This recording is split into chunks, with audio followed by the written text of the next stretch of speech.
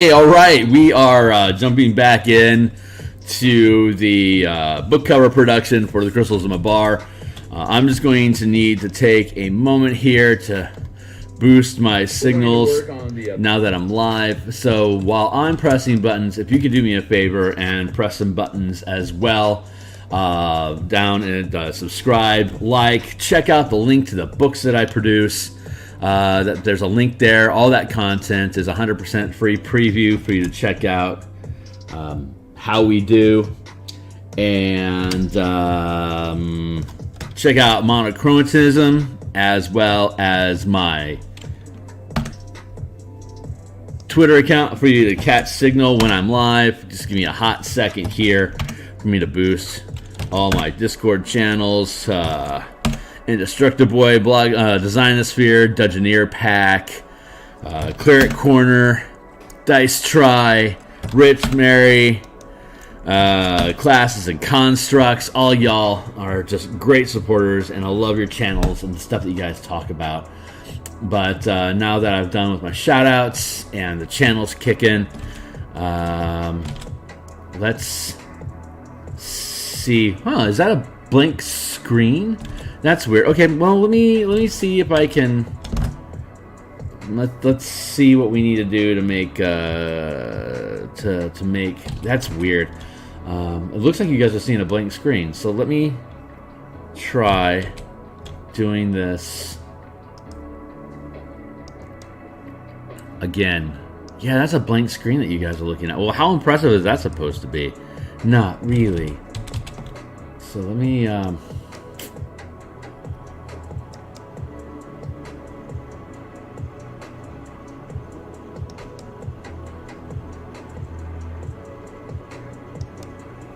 Let me shut that monkey stuff down, see if I can make that work. Oh my god, how embarrassing.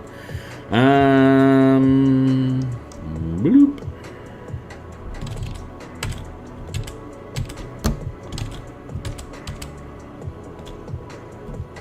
Oh good, now you get to see it again. I know what happened. The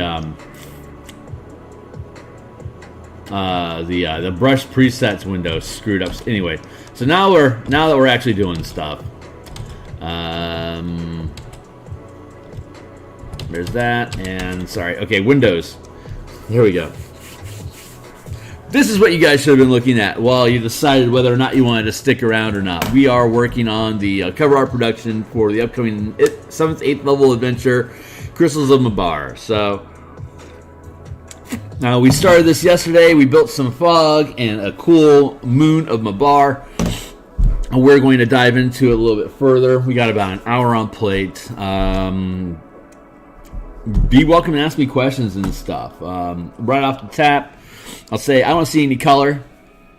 So I do color sampling off of photos to import the color information. But otherwise, I work from a black and white perspective because I don't have any cones. So check out monochromatism in the link below for you guys to get a better understanding of what that stuff means.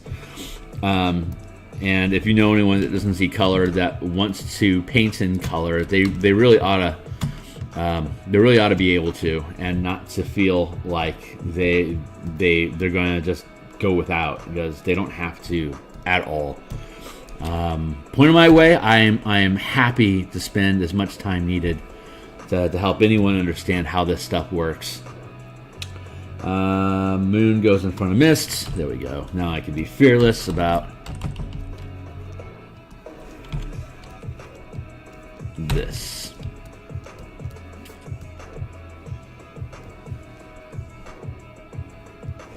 Cool. But now that I've done that, I don't think I like it. So we'll just leave that like that. Okay, so we're doing like a movie poster sort of affair. There's let's get into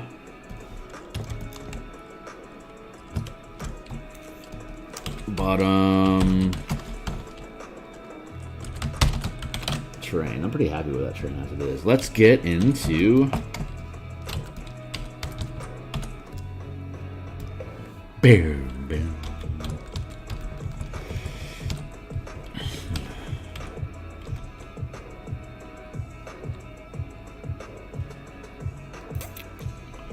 We're just going to be doodling out some people to see just how we can fill the space, how people look, and then we'll see how that goes. So like I said, we're just this is the ideation process before hard production for the product. So we're just seeing how things sit on the page, what we need to do.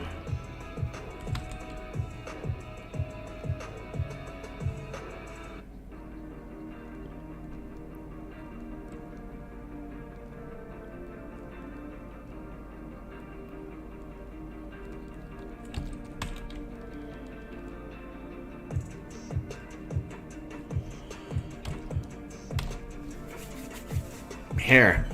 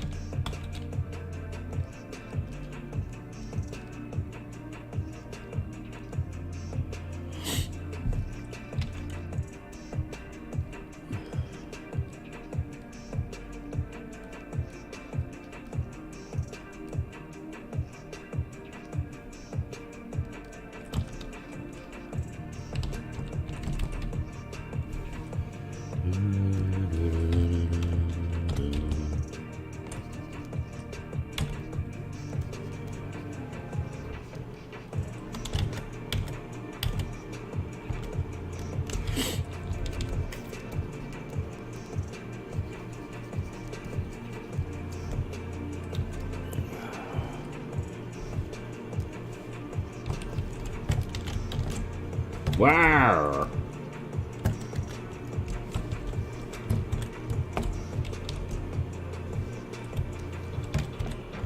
Thank you. Got zombies, and we got heroes.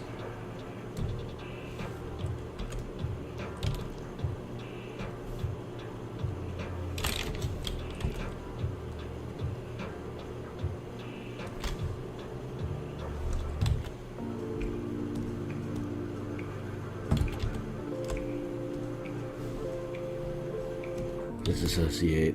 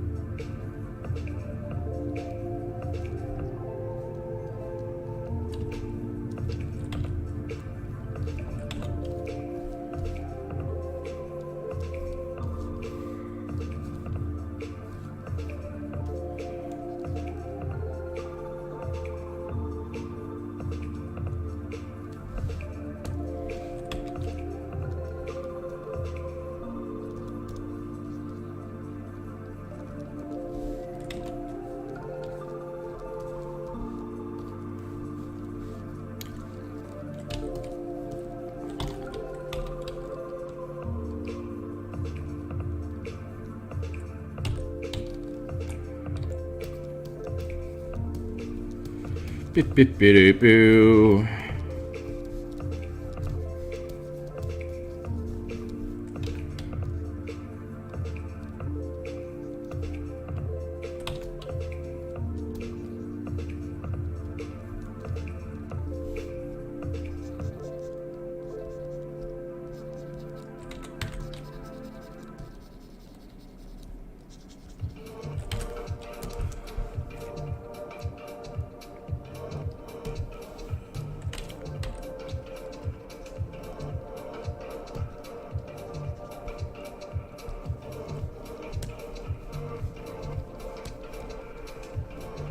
Right now we're not looking for realism. We're just filling space with objects and ideas for what can realistically fill the space, just for us to get a sense of composition.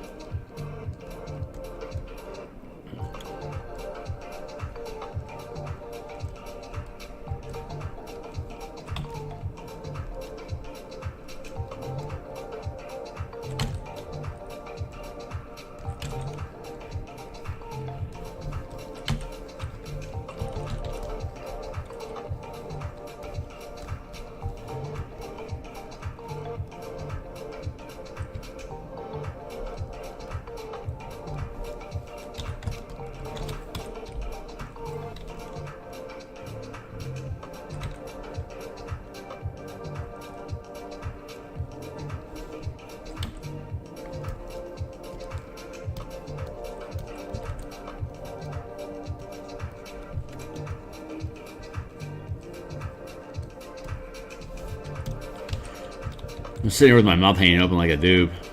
Don't mind me.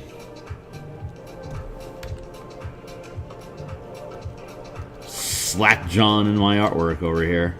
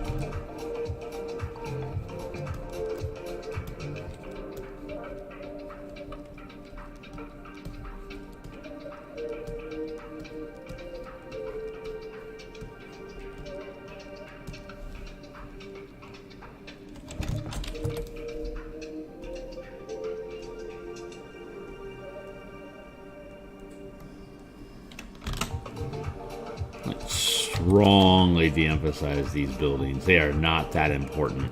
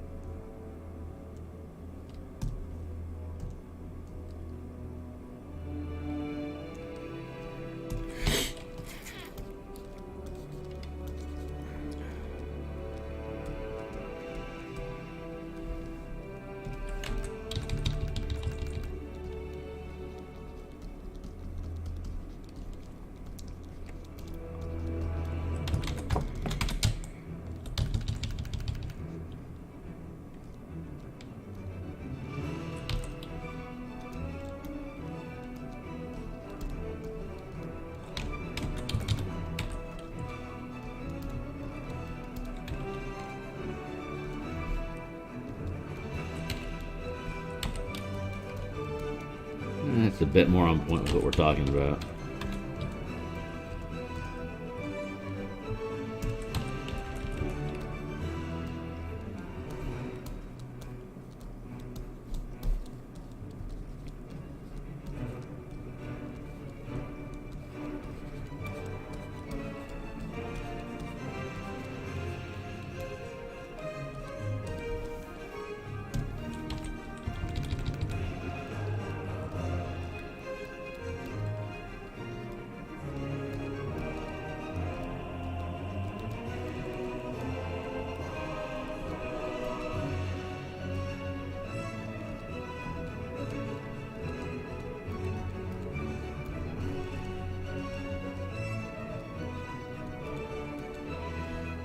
That's what I'm talking about. Just like structures, like faint, shadowy structures. You don't need to have a lot of detail on these things. I mean, especially here in the beginning stages, we're still figuring out how this stuff works. It's not really that important.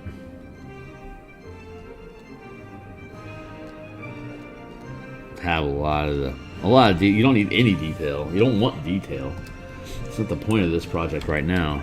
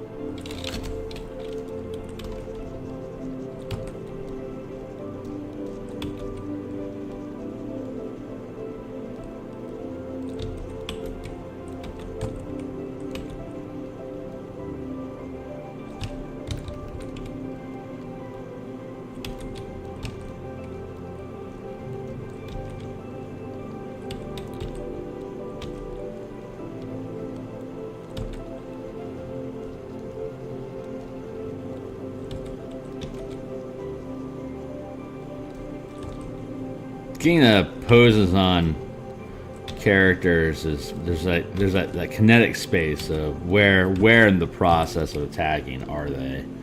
Where are we actually sitting inside of this? And these characters are so rough as it is. Like what are we actually? Where in the fight are we actually at? And I'm usually at like the very front end of the battle, or at the very end of the battle. Rarely am in the thick of it, so.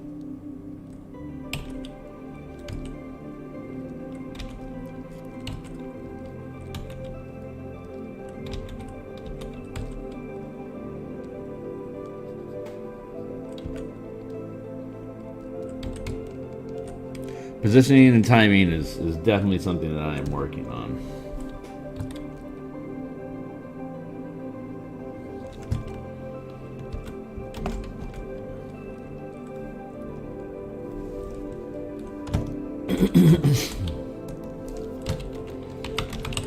Zombies.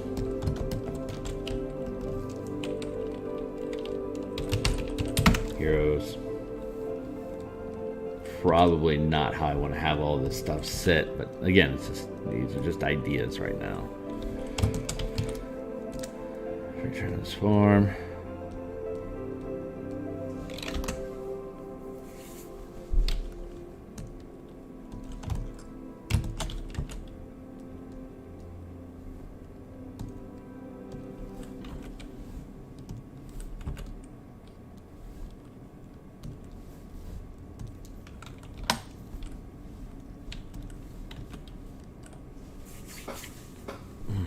Coffee time.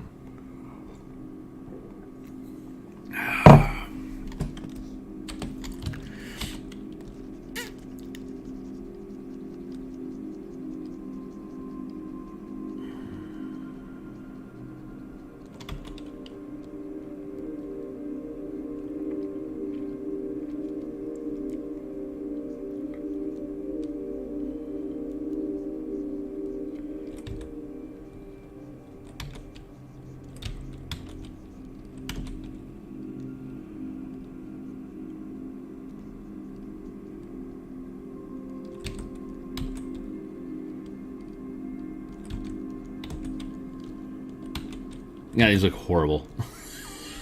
These look just absolutely dreadful. It's almost embarrassing to have this as part of the sketch process. It's so bad.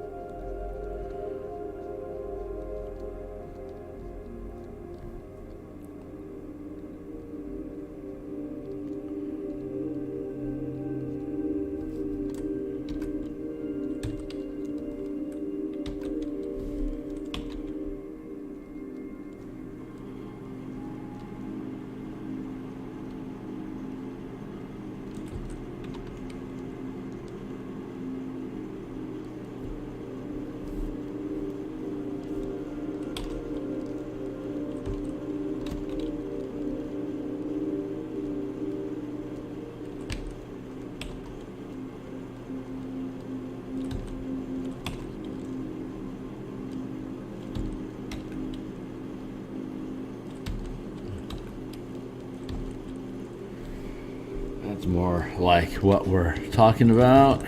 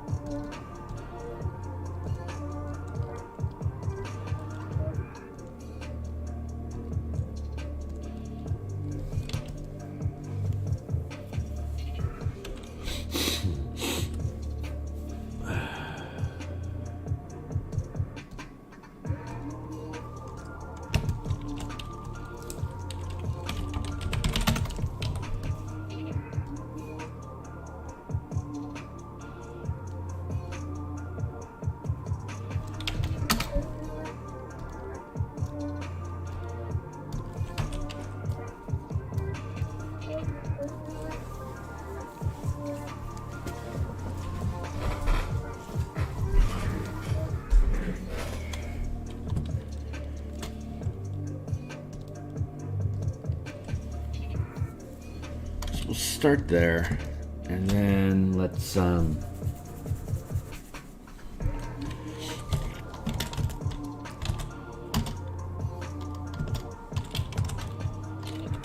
go.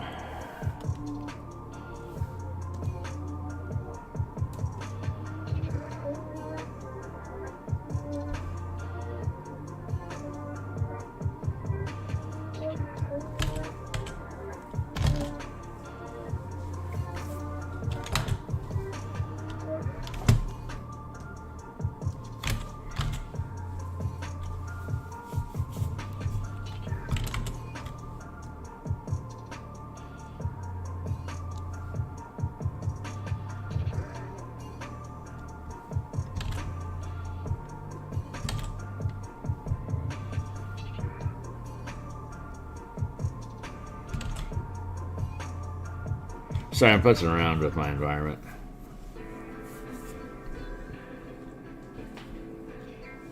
Weird.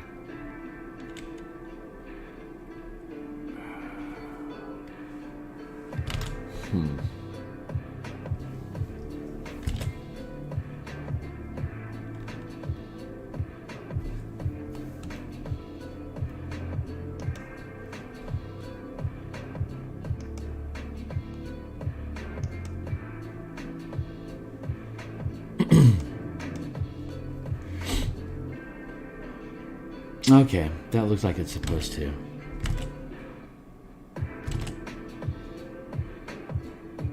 Weird. So I'm just looking at channel oddness. It's oops. I accidentally turned my monitor off. Gonna have to keep that button in mind. This new arrangement's just odd for me.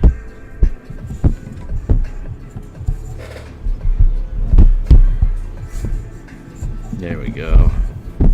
Had my cores bunched up, had my stuff offline. I'm still figuring things out. That looks pretty good.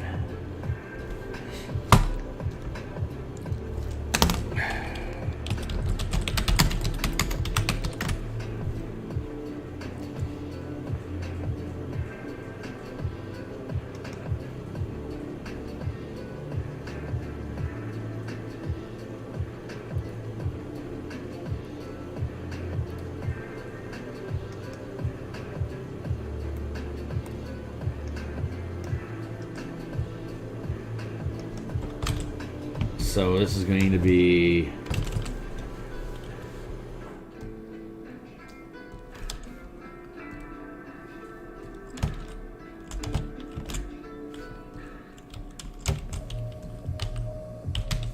reference.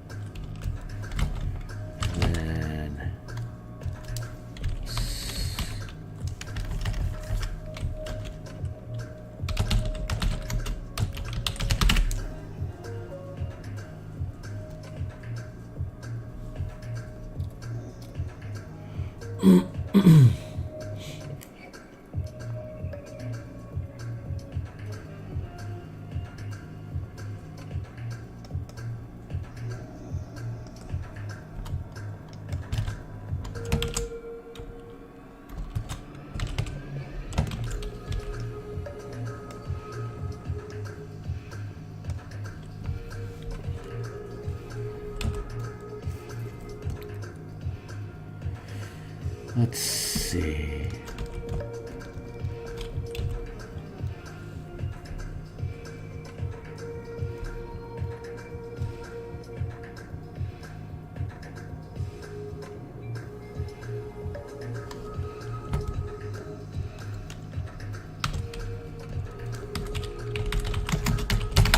Row, moon.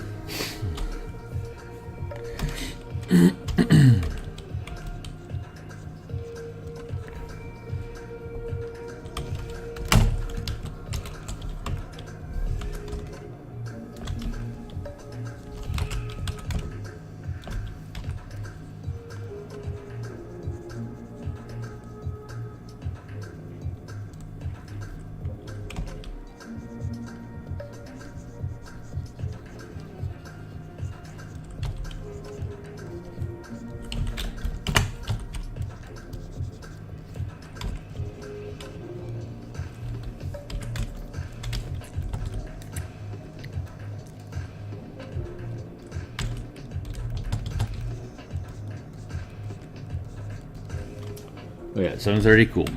So there's this mist, this miasmic fog that everyone's going, it's like mustard gas. So the Karnathi soldiers that are in here are using some of the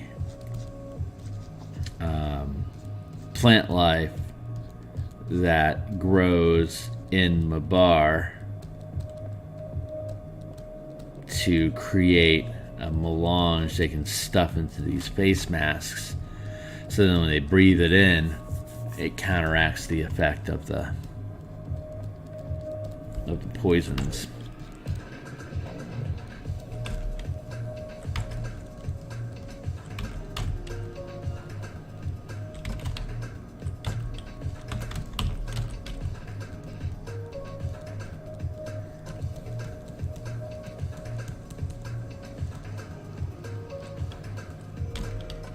I want to have that.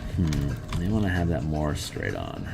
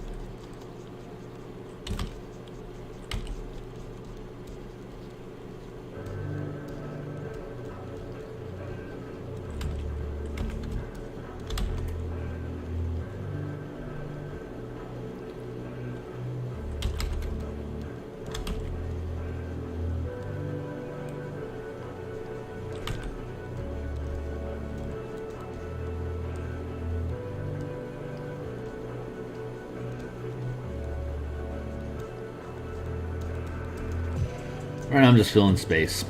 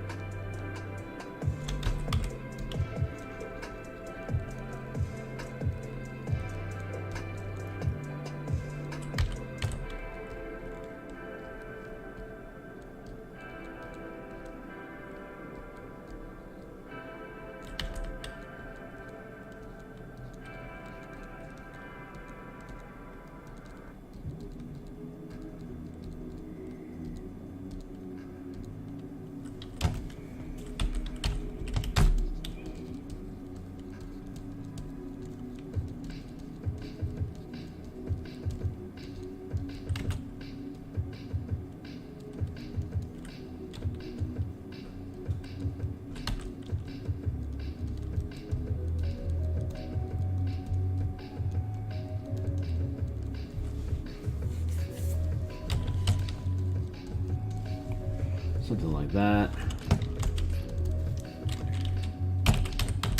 Soldier.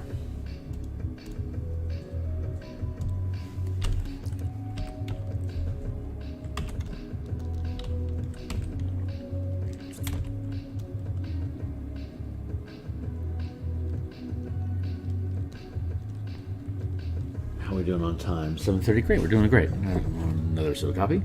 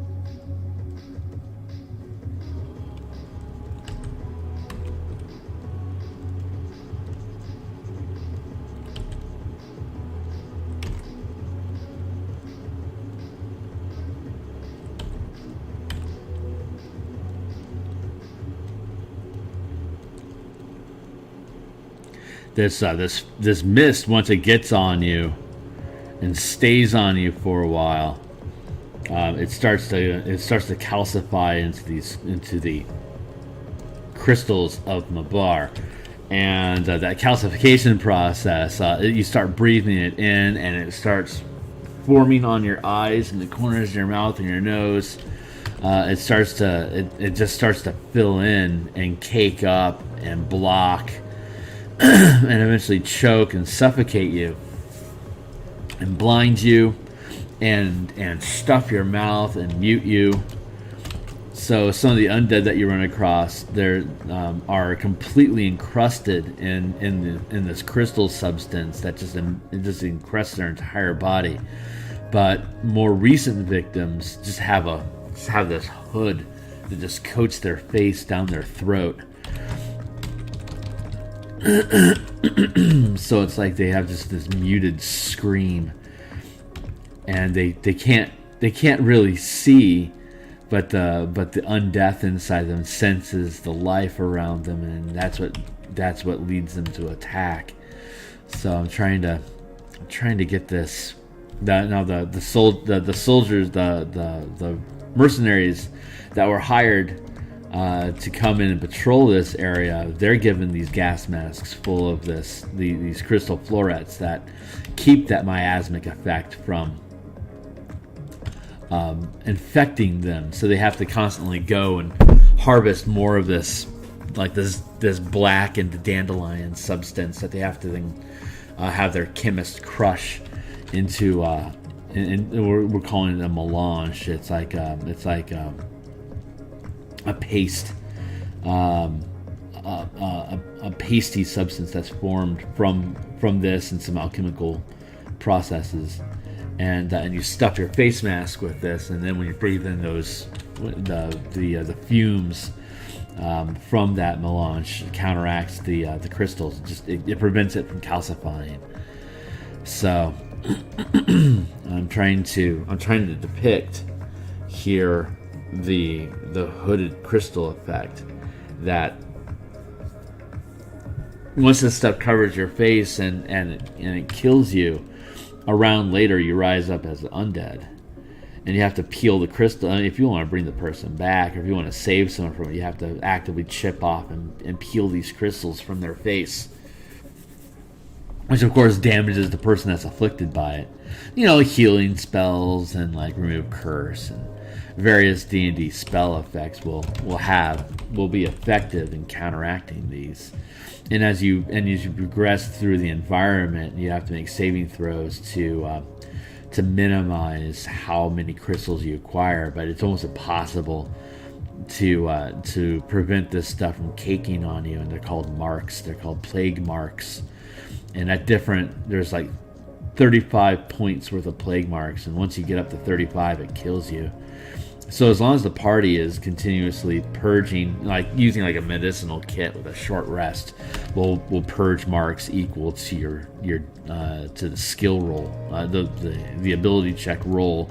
The result of your ability check using a medicinal, poisoner, or alchemical kit will remove a number of marks equal to the results of your ability check. And since the death is at 35, and like you are going to be killed by this happens at 30, it takes a while for this stuff to kill you. But it's something that, like, once you get to 20 marks, like, you have to spend object interaction or bonus actions each round to keep it from caking on you. Otherwise, it will drive you blind and it will kill you. It'll just continue to accumulate. And there's a neat little chart that we have at the front of the book that we have links to, that point people to, you know, remembering how this stuff works. And it's not a timed thing. It's the timing of tracking the crystals is either whenever you get in a fight with undead, and one of the consequences of hitting or killing undead is to have these marks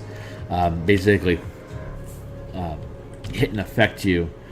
There's also moving into, like, further and further into the progress, the further into the adventure space you move, the higher the DC gets to prevent this stuff from affecting you. So the more progress you make, the more dangerous it becomes. So it's real easy to track it, and the results are pretty easy. It's easy to the effects aren't too complicated, so it's easy to remember. A lot of it's like undead. You can't hide from undead. Undead are attracted to you, like, as though affected by sympathy. So it's really difficult to evade undead once this stuff starts to affect you. Like at 20 marks, like, you have disadvantage on concentration checks and like intelligence and intelligence and wisdom saving throws. So it gets nasty, but it's not obnoxious to track and remember, like fatigue, like exhaustion rules are, but it's not unrelated. So it's a fun effect. I mean, it's fun for the DM to keep this stuff in track, because you want to keep it in track, because it's horrible. But it's not debilitating to conducting the game. It's not difficult to keep track of and to administer. Each encounter each area of the adventure will have reminders. Like, once they reach here, have them make a saving throw. Like, whenever they fall into this pit, have them make a saving throw. When they get in a fight with this creature, they will automatically acquire this many marks. And you just have a mark tracker that you just tick up, and they each have like an interesting name,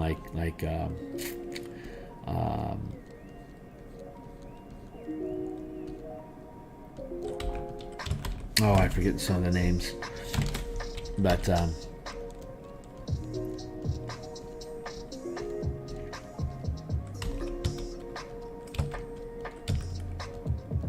you make it as easy for you as you can to implement these things and make it fun to remember using them.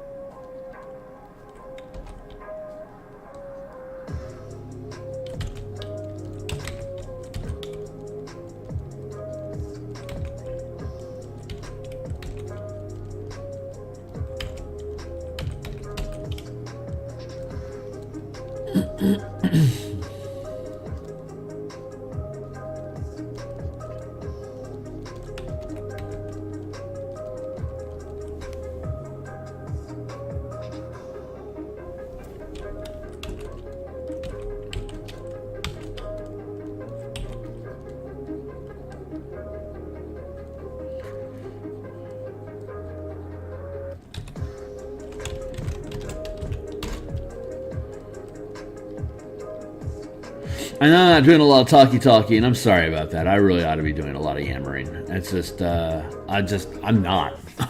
I'm realizing that writing this adventure over the past like 8 or 9 months, it's seriously, it's been a very slow grind building this, and I certainly hope that I'm able to create adventures. This is the first adventure that I've ever produced for sale. I mean, I've been a DM for 30 some odd years, and I'm constantly building adventures, but this is the first time I've like methodically, meticulously, and intentionally created something, and like I have to learn how to parse out the information, like what's the proper order to present all this information in, like what's something that I can do that I can duplicate in the future that I'm going to like.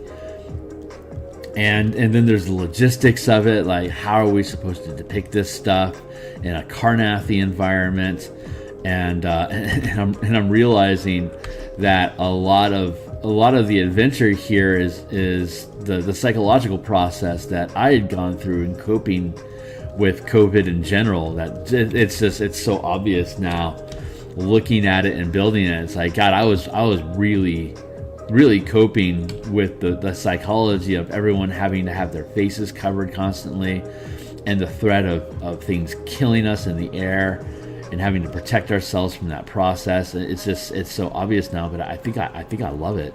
Like I lost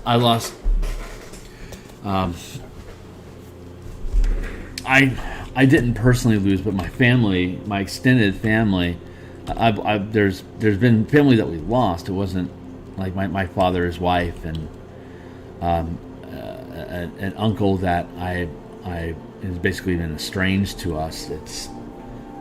So the people that we've lost weren't super close to my family, but it's not like I can ignore what this pandemic has done. It's obviously affected our family, and as an artist, of course, I'm producing content that is reflecting the quiet struggle and pain that I'm obviously gone through in the process of all of this. I'm just noticing. It's impossible for me not to notice now how obviously this adventure is reflecting how I felt about the state of the world. But I think I'm okay with it. So none of the playtesters I've seen so far have been like, hey, this is a little bit on point politically and what's going on in the world. Like, everyone has been really on board with it, and the body horror that's involved with it. People, for the most part, I had 3 different playtesting teams playing with it so far, and so far all of them liked it.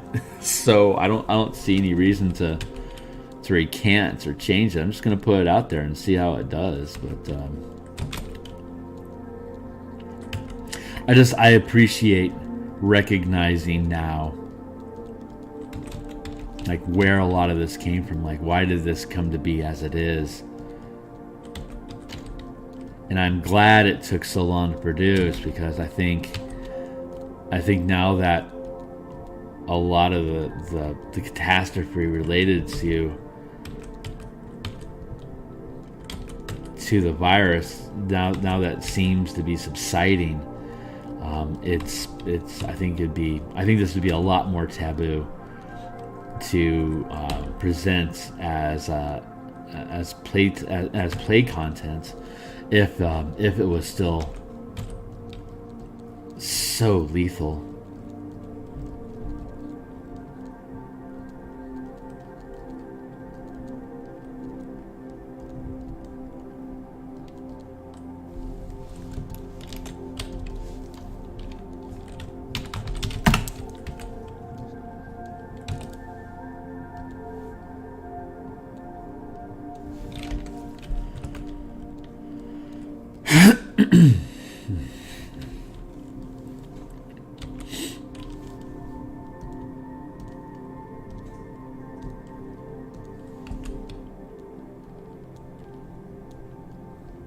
I'm not sure how to position all this stuff. They're just ideas. Like I said, these are ideas that I'm just playing with. I don't know how many of these are legitimately supposed to be on the cover, but I want to create these little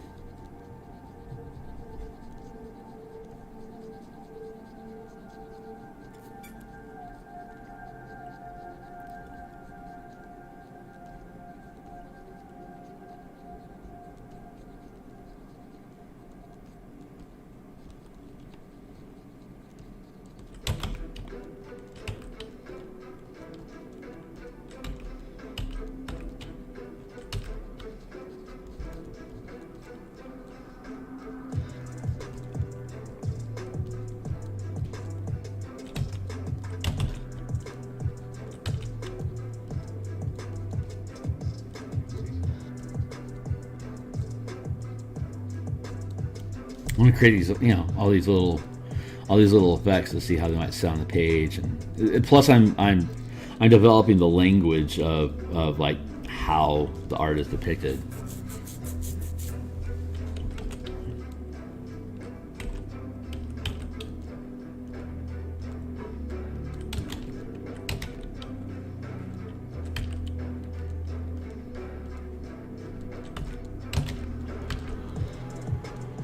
Because the past few covers that I built were a lot more like graphic design in nature, more objects and symbols and iconography. But this will be the first like full illustration for a book I've done since Spellpoint Warlocks. So I'm really excited about it. I want to explore and experiment with different styles of art that I put into these books, like the interior stuff, because I think I can potentially get away with more of an impression style for this book than hard realism or attempts at hard realism like I have with other books.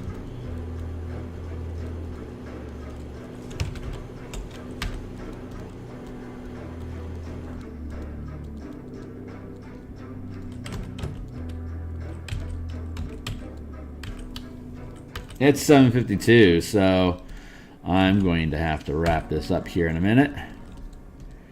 I really enjoyed the process today of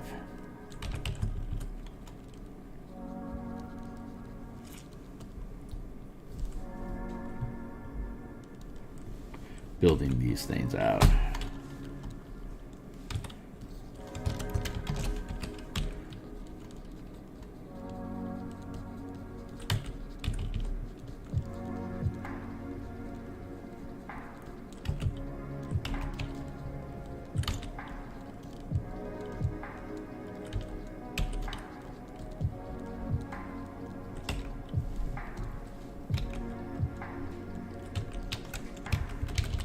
I wonder how far back I can go on these, because I want to go back to an earlier version of this character. I'm angry that I didn't decide to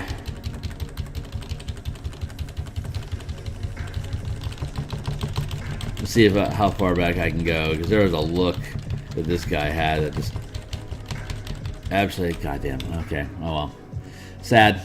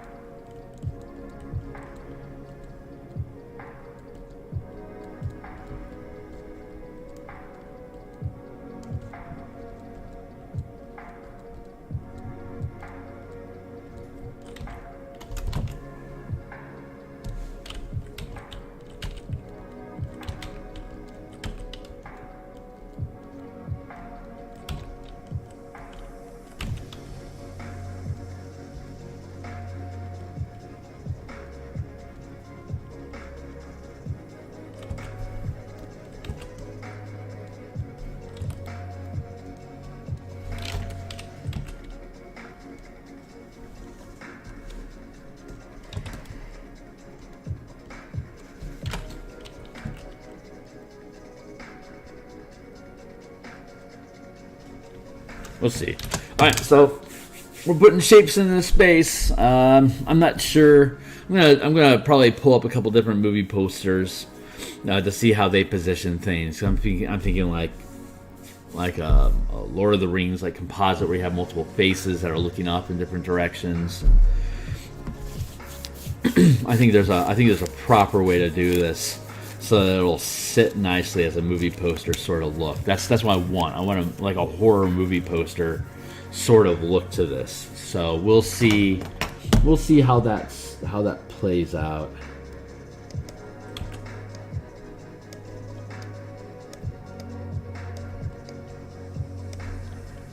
Like here.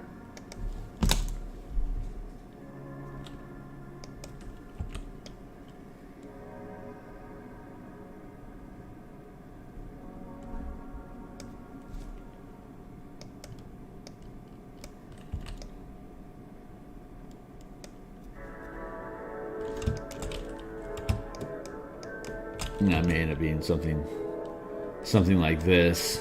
I'm not sure yet. So we'll see how things parse out. I'm trying to find how this stuff is supposed to sit together. Like this is too blocky, you know.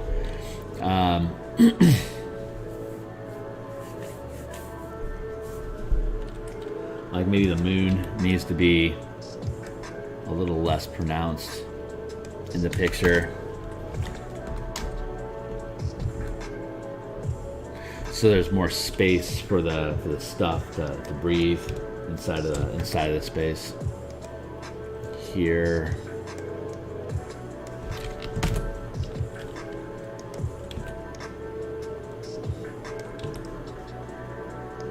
Transform.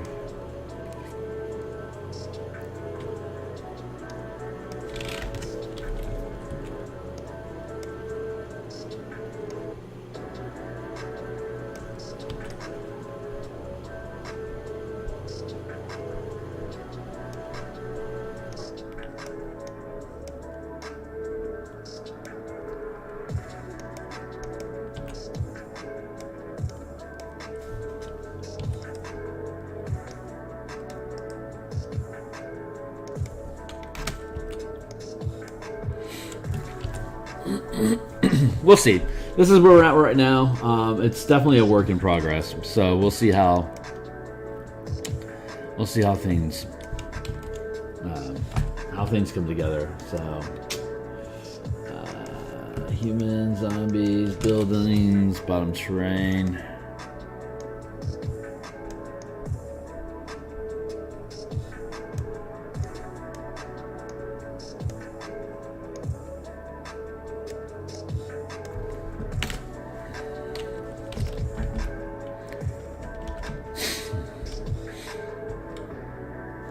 All right, well, that's where we're at today. So we're going to just keep pushing. Like I said, this is just us throwing ideas together to see how things stick, what makes sense for the picture and what doesn't, and I'm starting to get ideas about what a better composition for this is going to be. So we're going to continue this tomorrow, and I'm looking forward to discovering how it's going to look, just like hopefully everyone else is. So like, subscribe, check out my books that are linked down below, Twitter, so you stay updated on what it is that I'll be working on next. I do this almost every day, definitely during the weekdays, often on the weekends as well, depending on what my timing is and what family stuff I got going on. But I'm here when I can, and I like creating here, whether it's artwork, maps, adventure text design, subclass design, color mana mechanics.